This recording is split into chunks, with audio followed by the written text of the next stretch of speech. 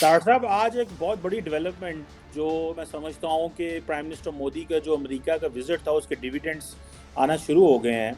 और वो ये है कि अमेरिका ने फ़ैसला किया है कि वो इंडिया को अपनी नेवल लॉजिस्टिक्स हब बनाएंगे।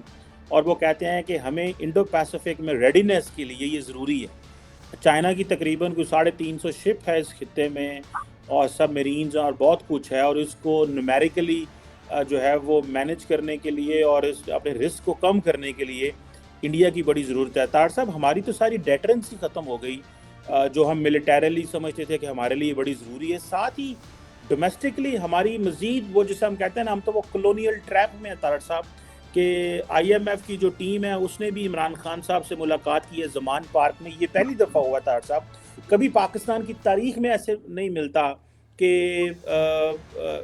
जो IMF की टीम है वो अपोजिशन के पास गई हो। और ये हमें कुछ समझ नहीं आ रही, आप कैसे देखते हैं इन चीज़ों को, ये और ख़ास तौर पे इंडिया के हवाले से, और ये जो इंटरनली हमें IMF की तरफ से टफ टाइम है। सबसे पहले तो मैं चीमा साहब ये बताना चाहूंगा कि मोदी साहब का जो ट्रिप अमेरिका का था, इट वाज एक्स्ट्राऑर्डिनरी। एक्स्ट्राऑर्डिनरी ना सिर्फ ये कि भारत के हवाले से, बल्कि उसको कंपेयर किया जाए दुनिया की दूसरी सुपर पावर्स जो थे आज तक, उनके जो यहाँ पे उनके सदूर आते रहे हैं, अगर उनको देखा जाए तो फिर उसमें रैंकिंग में जब आप देखेंगे तो मैं समझता हूँ this was the highest possible protocol given to a foreign dignitary. मैं समझता हूँ इसको, this is how I see it.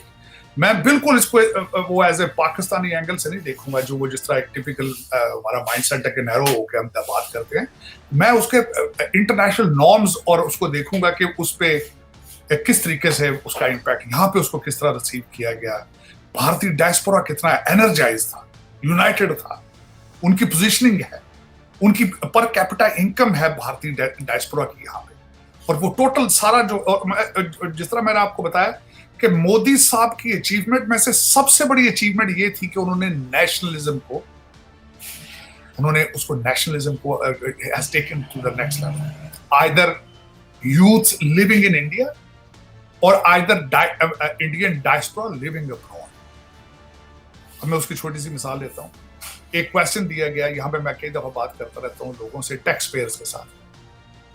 लोगों को अमेरिका के अंदर अब टैक्स देने से तकलीफ होती है क्योंकि उनको नजर आता है हमारा टैक्स किसी अच्छी जगह पे नहीं जाता, उसका मसरफ जो है वो ठीक नहीं है, करप्शन। लेकिन जब मैं स्कैंडिनेवियन कंट्रीज के लोगों को देखता हूँ तो वो कहते हैं कि हम टैक्स दे के खुश होते हैं क्योंकि हमें पता लगता है कि टैक्स अच्छी जगह पे जा रहा है।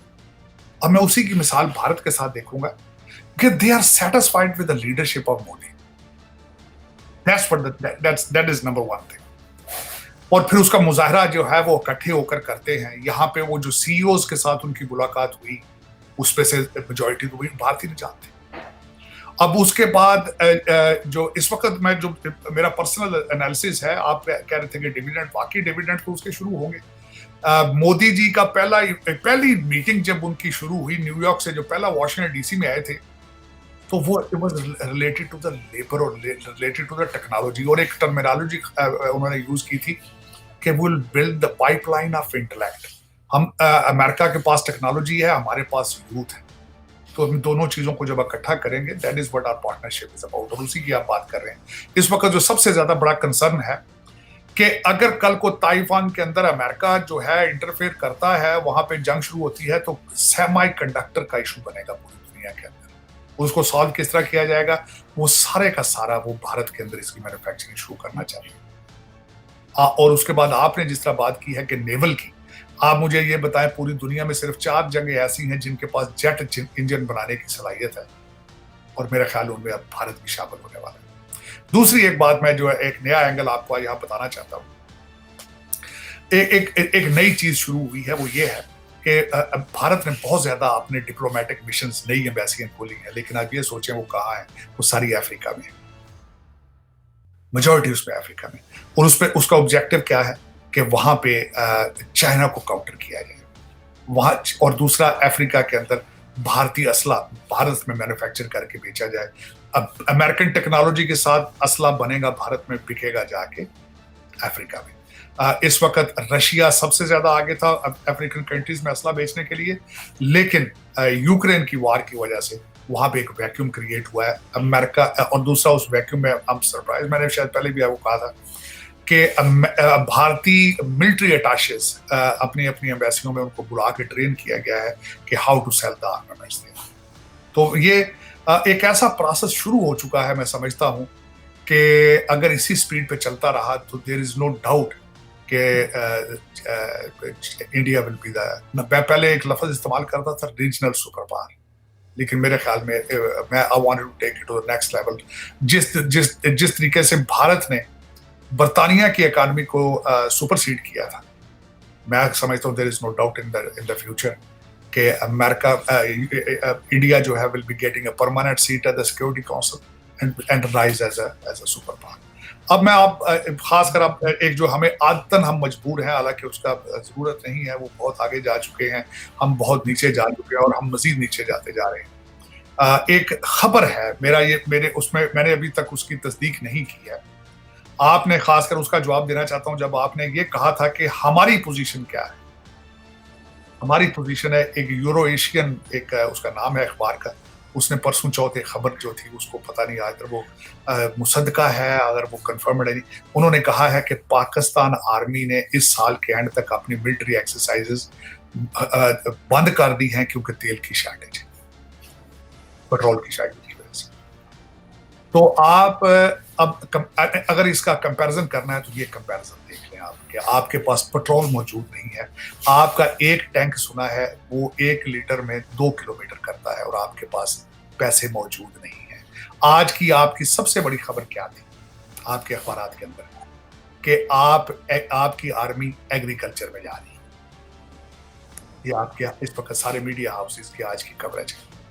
3 डिस्ट्रिक्ट्स के अंदर आपकी पंजाब गवर्नमेंट ने 40,000 एकड़ से ज्यादा जो है वो जमीन जो है वो आर्मी को दी है, जिसको आपकी लाहौर पंजाब हाई कोर्ट ने उसको होल्ड किया है कि this doesn't come into the jurisdiction of interim government, और दूसरा this is not the part of Pakistan army's expertise to get into agriculture, लेकिन उसको इग्नोर कर दिया जाएगा।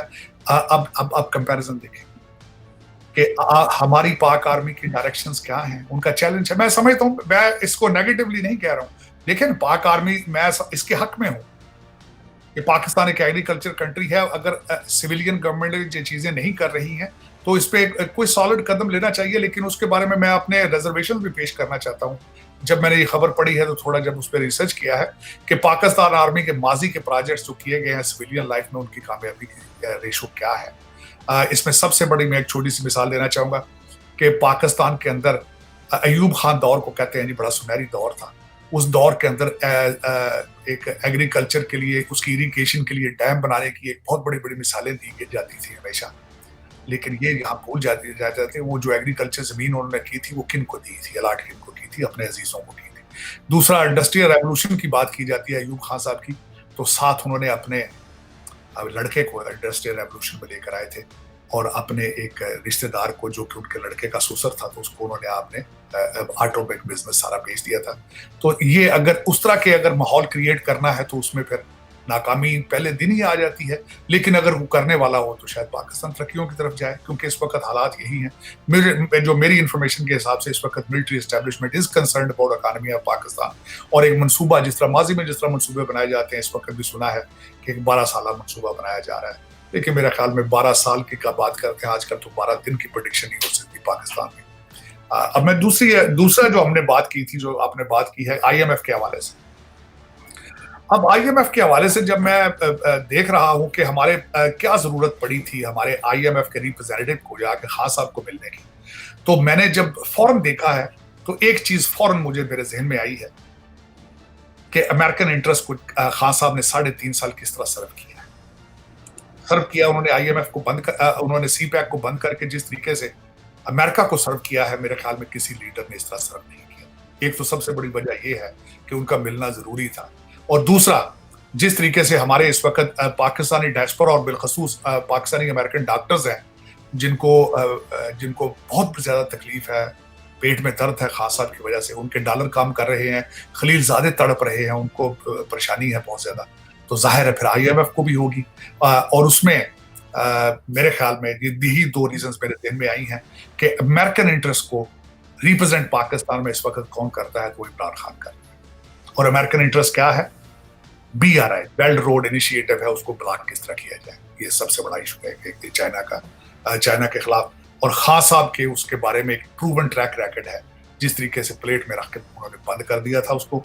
और मेरे समय उस तनाजर से देखा जाए तो IMF का बनता था वहां जाना, खान साहब से मिलना बनता था। तो ये दो चीजें मैं उसको यही जेहन में थी। और दूसरा देखा जाए तो खान साहब ने 55 जलसे किए थे साइफर के ऊपर। जब उनका मैं अपने अमेरिकन दोस्तों से पूछता हूं तो वो कहते हैं कि हम इलेक्शन में अपने लोगों को पॉलिटिकल स्लोगन्स की इजाजत देते हैं, बर्दाश्त कर लेते हैं। जिस तरीके से पहले टर्की के अंदर भी होता है इस तरह, जिस तरह जॉर्डन के अंदर भी होता है, जहां जहां अमेरिकन डॉलर्स के पैसे जाते हैं, इजिप्ट में भी जाते हैं, वहां हर मुल्क के अंदर अमेरिका के खिलाफ नफरत है, नारे लगते हैं, झंडे जलाए जाते हैं, लेकिन अमेरिकन जो स्टेट डिपार्टमेंट है मुंह दूसरी तरफ कर लेता है।